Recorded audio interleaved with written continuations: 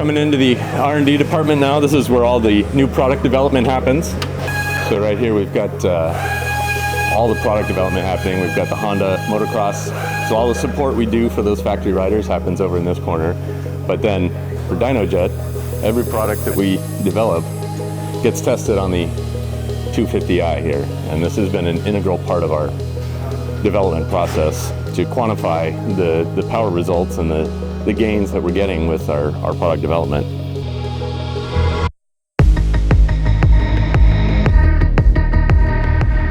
I think, really there are a lot of companies in exhaust, outside of exhaust, that everybody makes a claim, and most of the things we do in power sports is performance driven.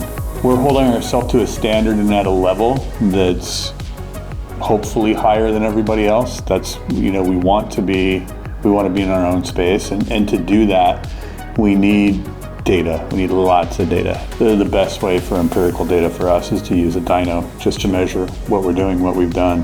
As far as Dynojet goes, Dynojet it's the standard. It's the metric system of power sports. Everybody has a Dynojet. Everybody speaks Dynojet. It's the universal language for horsepower. Yeah, I used to run dyno quite a bit. Every exhaust system we sell, we make sure of performance on Dynojet, dyno. Yeah, we've been using Dynojet forever. We work with Honda very closely for motocross, supercross programs, where we talk to Honda, always, we have Dynojet, make sure, hey, this is what we did, this is what we changed. So, yeah, without using Dynojet, it's impossible to work with, those big companies like that, So my name is Eric Steen, and I'm the R&D manager here at Yoshimura.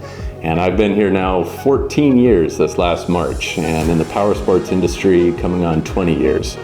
So it's been quite an adventure seeing the industry change, seeing motorcycles change, the technology changing and evolving and growing. And one thing that's been common throughout all of it is the Dynojet dyno. So you'll see if you can hear me over the sound of the manufacturing, but we put win ads up for all of our history with motocross and with the superbike team. So every time there's a good result, we'll print out one of the posters. Big E will print one out and put it up, and you'll see them all over. And it's almost like our wallpaper at Yoshimura is win ads, and it's nothing special. It's just kind of showing the result of all this work that all the employees are doing, so they can see this is where it goes. This is the type of passion that is required to have these results.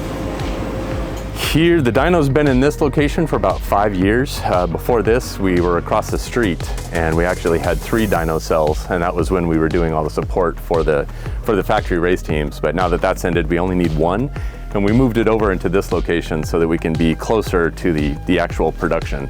So it minimizes any miscommunications, changes that need to happen. We can get that done very quickly instead of it being off-site. There's a huge misnomer in the community that a slip-on or something compliant, it doesn't make horsepower, it doesn't do anything, it's a waste of money. It's just a vanity thing. It looks good and sounds good, but it's not going to make any power. We kind of have a Hippocratic oath, like doctors have, first do no harm. Here, it's first you have to make power. If it doesn't make power, it doesn't go out the door. So whether it's EPA compliant, CARB compliant, with regard to nothing, it has to make power. And for us to do that, we use the dyno. We love the product. It's been great for us. We get support all the time. So yeah, we love Dynojet.